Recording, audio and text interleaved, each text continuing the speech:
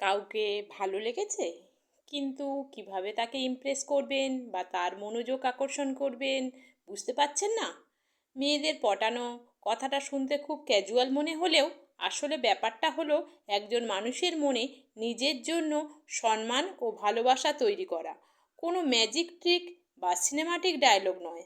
আজ আমি আপনাদের সাথে শেয়ার করব 5টি বাস্তবসম্মত এবং প্রমাণিত উপায়, যা আপনার ব্যক্তিত্বকে এমনভাবে তুলে ধরবে যে কেউ আপনার প্রতি আকৃষ্ট হতে বাধ্য। তো চলুন শুরু করা যাক আজকের ভিডিও। মেয়েরা সবচেয়ে বেশি যে জিনিসটি নোটিস করে তা হলো আপনার আত্মবিশ্বাস। আপনি কিভাবে হাঁটছেন, কিভাবে কথা বলছেন, চোখের দিকে তাকিয়ে কথা বলতে পারছেন কি না, এগুলো খুব জরুরি। তবে মনে রাখবেন, আত্মবিশ্বাস এবং অহংকারের মধ্যে সূক্ষ্ম একটা পার্থক্য আছে। আপনাকে কনফিডেন্ট হতে হবে, ওভার স্মার্ট বা অহংকারী নয়। নিজের প্রতি বিশ্বাস রাখুন, আপনি যেমন ঠিক তেমনই নিজেকে উপস্থাপন করুন। সবাই চায় কেউ তার মনের কথা মন দিয়ে শুনুক। আপনি যখন তার সাথে কথা বলবেন তখন তার কথায় মনোযোগ দিন। তাকে মাঝপথে থামিয়ে দিয়ে নিজের মতো কথা বলতে শুরু করবেন না।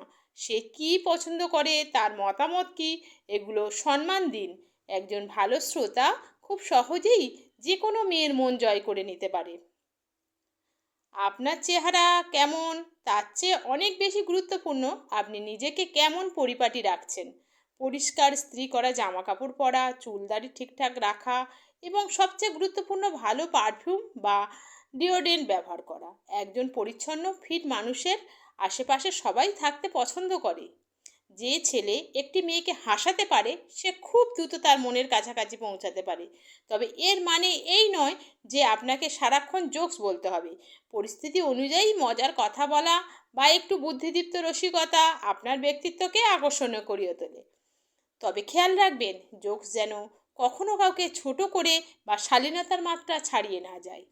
সবশেষে যেটা বলবো, যে ছেলের জীবনে একটি নির্দিষ্ট লক্ষ্য আছে এবং সে তার কেরিয়ার বা কাজ নিয়ে সিরিয়াস, মেয়েরা তাকে অনেক বেশি পছন্দ করে ও ভরসা করে। সারাদিন তার পিছনে না ঘুরে নিজের কাজের প্রতি ফোকাস করুন।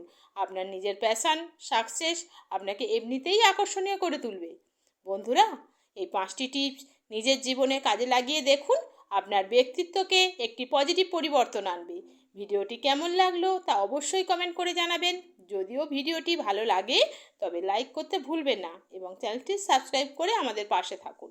দেখা হচ্ছে পরের ভিডিওতে। ভালো থাকবেন, ধন্যবাদ।